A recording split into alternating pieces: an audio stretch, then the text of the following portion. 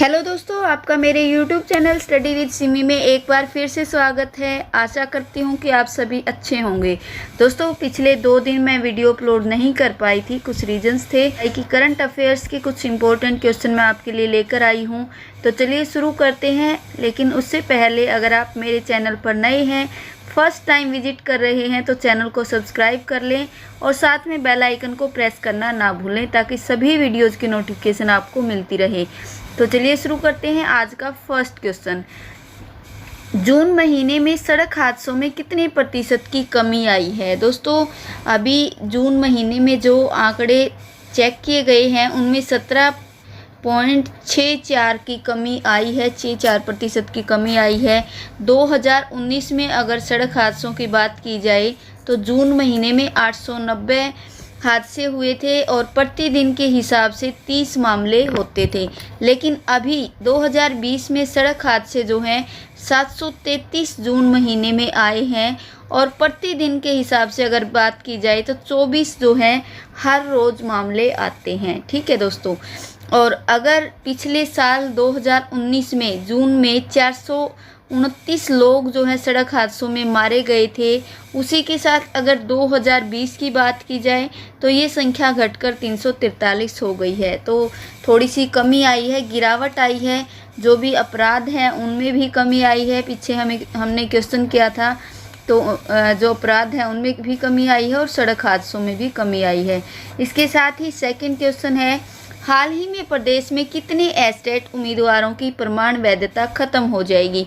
दोस्तों, जो एस्टेट उम्मीदवार हैं जिन्होंने एस्टेट क्वालिफाई कर रखा है, सच में उनके लिए तो एक मजाक सा सिद्ध हो रहा है ये, क्योंकि जो टीचर्स हैं वो बड़े ही मेहनत के साथ ये जो एस्टेट का पेपर है वो क्वालिफाई करते हैं, लेकिन वैकेंसीज नहीं आती और उनकी एज जो है ओवर हो जाती है।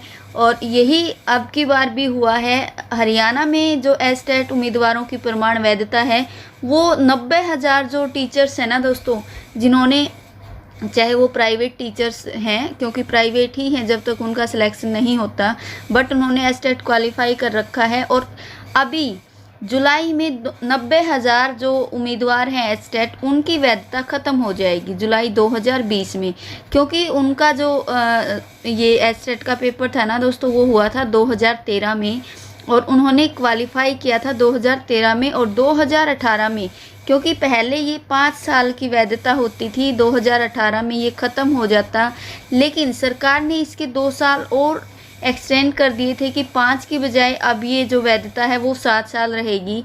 लेकिन वो 2 साल भी चले गए दोस्तों, क्योंकि सरकार की तरफ से कोई कार्रवाई नहीं हो रही, वैकेंसीज नहीं निकाली जा रही। जेबीटी जो टीचर्स हैं वो काफ़ी पद खाली पड़े हैं। अगर मैं आपको बताऊं कि 2018 में जो है जेबीटी को प्रमोट कर दिया गया था, वो टीजीटी में चले गए थे, 2000 पद खाली पड़े हैं उनके।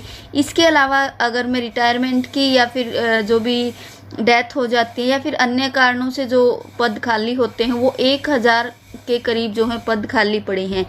लेकिन पिछले 8 सालों से दोस्तों बड़ी ही, मतलब कि टीचर्स के जो टीचिंग लाइन में हैं उनके लिए बड़ी ही दुख की बात है कि 8 साल से अब तक जेबीटी की कोई भी भर्ती नहीं आई है।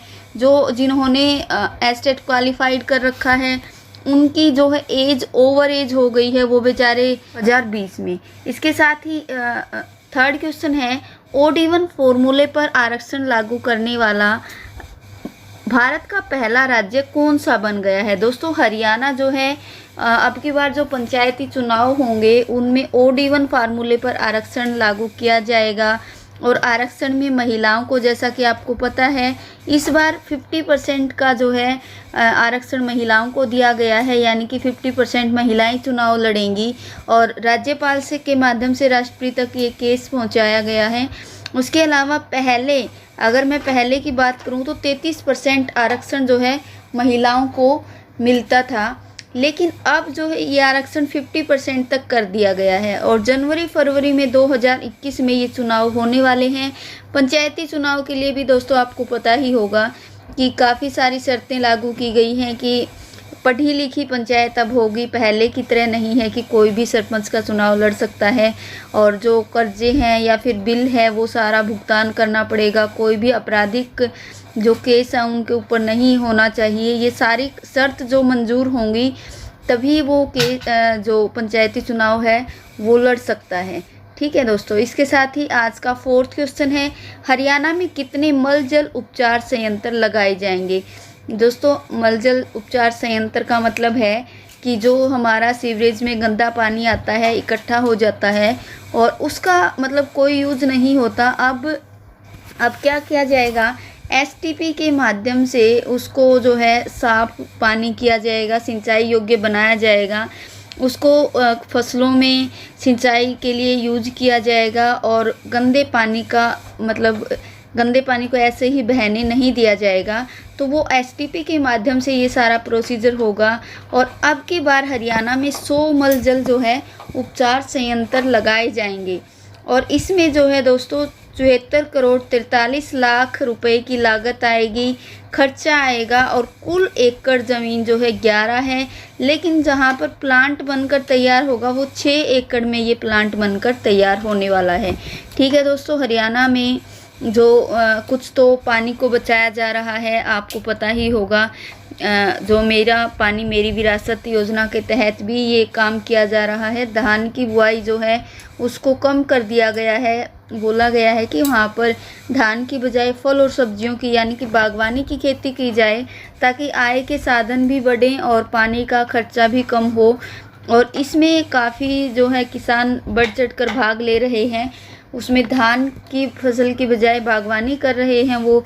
और दूसरी साइड जो है ये मलजल उपचार संयंत्र लगा करके हरियाणा सरकार पानी को वेस्ट ना करके उसको दोबारा से रीयूज करेगी और उसको सिंचाई के योग्य बनाएगी गंदे पानी को। ठीक है दोस्तों, तो ये 100 जो है मलजल संयंत्र उपचार संयंत्र लगाए जाएंगे और इसमें 6 एकड़ प्लांट में ये तैयार होगा। ठीक है, तो इसके साथ ही आज का 5th क्वेश्चन है दोस्तों, अगर आपको वीडियो अच्छी लगे तो ज़्यादा से ज़्यादा शेयर करें, लाइक करें और कमेंट भी करें। अगर आपको वीडियो कैसी लगती है उसके बारे में बताएं, आप इससे ज़्यादा क्या चाहते हैं ये भी ज़रूर मुझे बताएं कमेंट सेक्शन में।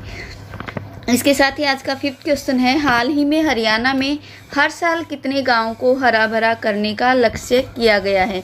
दोस्तों, अब जो है हरियाणा में 1100 गाँव को पर साल यानी कि हर साल 1100 गाँव को लिया जाएगा, उनको हरा भरा करने का लक्ष्य निर्धारित किया गया है। अब की बार जो है इस बार 1126 गाँव को चयनित किया गया है पौधा, और उतनी ही जो है आगे आने वाले टाइम में जो ये ऑक्सीजन है या फिर जितनी भी आपको पता ही है हरियाली का कितना फ़ायदा होता है, तो ये जो है अब की बार निर्धारित किया गया है कि 20% भूमि में वन विकसित करने का लक्ष्य दोस्तों रखा गया है। और इसके साथ ही जहाँ पर भी पंचायत है, शिक्षा भवन है, संस्थान है, मंदिर है या गुरुद्वारे, कहीं पर भी अगर आपको खाली जगह दिखाई देती है वहीं पर आप बीज लगा करके पौधारोपण कर सकते हैं। ये पौधागिरी अभियान जो है पौधारोपण अभियान चलाया गया है।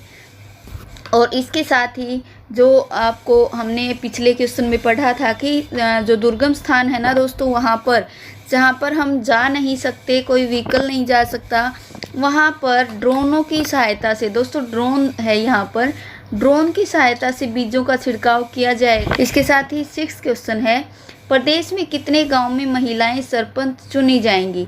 दोस्तों, मैंने अभी बताया था कि जो महिलाओं की भागीदारी होगी वो 50% तक कर दी गई है।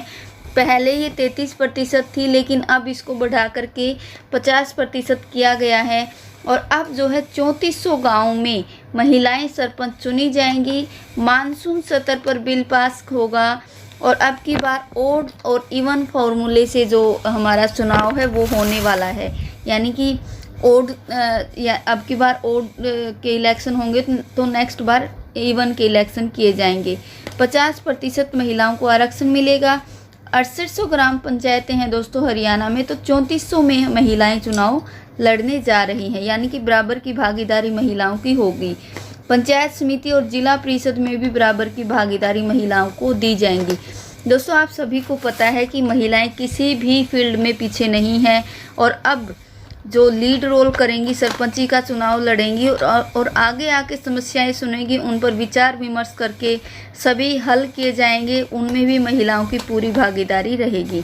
इसके साथ ही आज का 7वां क्वेश्चन है, प्रदेश के किस जिले में बेसिक ड्रग प्लांट बनाया जाएगा? दोस्तों, करनाल जिले में बेसिक ड्रग प्लांट बनाया जाएगा। इससे पहले पानीपत में भी एक ड्रग प्लांट की घोषणा की गई थी। और चीन को मात देगा हरियाणा। क्यों?